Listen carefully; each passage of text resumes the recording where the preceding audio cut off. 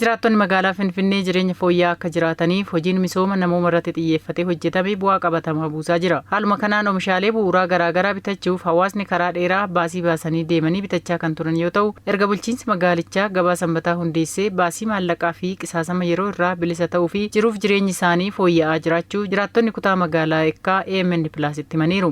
Asii garmantii fa'aa haayilee garmantii fa'aa deemna eegasii bakka biraa deemna fageenya deemnee bitannaa miti amma bareedaadha bakka hundarra jira miti amma kun katamaa achisiin jira. Gatiin waan hundis gatii gadaanaan dhiyaata timaantim shunkurtii dinnicha maaltu bareedaadha bakka gaariidha. በፊት ወደ ሃና ጋርመንት duraan gara gaarmentii yookiin kotobee deemeen oomishaalee garaagaraa bitaa ture. Waggaa 21f gabaa deemee oomisha manaatti nu barbaachisu ofii kiyyaan bitaa ture. Haadhi manaa koo iddoo gabaan jiru iyyuu hin beektu. Waggoota kana hunda fageenyarraa baasii garaagaraaf saaxilama. Yeroo kiyya gubeen galgala manatti deebi'a. Erga gabaan sanbataa hundeeffame kunoo baasii malee miilaan dhufeen bita. Manni koo asuma naannoo shoolaati. Dhugaa dubbachuuf gabaan sanbataa kun anumaaf dhufeen jedha. Waa baay'ee koo fooyyesseera. Gatiinis madaalawaadha. Oomishni dhiyaatu qulqullina qaba. Gabaa sanbataa kutaalee magaalaa hunda keessatti babal'achuun carraa hojii namoota hedduuf uumuun galii mataa isaaniitiin akka socho'an taasiseera. Kutaa magaalaa Eekkaa aanaa 8tti daldaltoonni oomishaalee garaagaraa gabaa sanbataaf dhiyeessan hojiin kun madda galii nuu ta'eeraa jedhan. Guyyaa lama hojjanna akkuma ilaaltan qidaamee fi Eebila hojjanna. Oomisha baay'ee qabachaa hojjanna. Furiitiin jira, shunkurtiin jira. Faayidaa baay'ee qaba.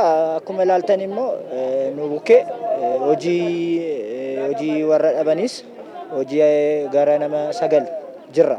Iddoo tokko hojii nama baay'ee uumnee jirra. Gurgurtaa keenyas gaariidha. Nama wajjinis kominikeeshinii gaarii qabna. ወፍጮ ቤት ላይና ሌላ ቦታ ላይ 140 ብር ነው. Mana baaburaa fi iddoo biraatti xaafii adiin kiiloon tokko birrii 140 fi isaa oliin gurgurama. Gabaa sanbataa fi kan dhiyeessinu garuu xaafii adii kiiloo tokko birrii 110. Gabaa sanbataa kutaa magaalaa hundarraa jiranii fi kanumaan dhiyeessina. Torbeen dhiyeessii gahaa qabannee dhiyaanna. Nus kanuma hojjennee maatii keenya jiraachisna. Madda galii nuuf ta'eera.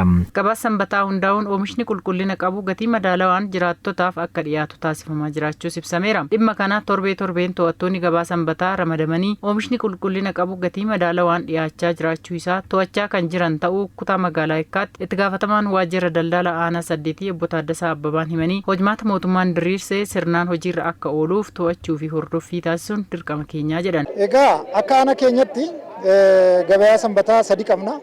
Gabaa 3 irrattuu oomishni qulqullina qabu oomishni gahaan ta'e istaandardii isaa eeggate akka dhiyaatu gochaa jirra. Akkaataa jedhameen akka hojiitti hiikkatuuf to'attoota keenya gabaa 3 irrattuu ramannee akka gatii hin daballee kan hordofaa jirru waan ta'eef akkaatuma saniin hojjechaa jirra jechuudha.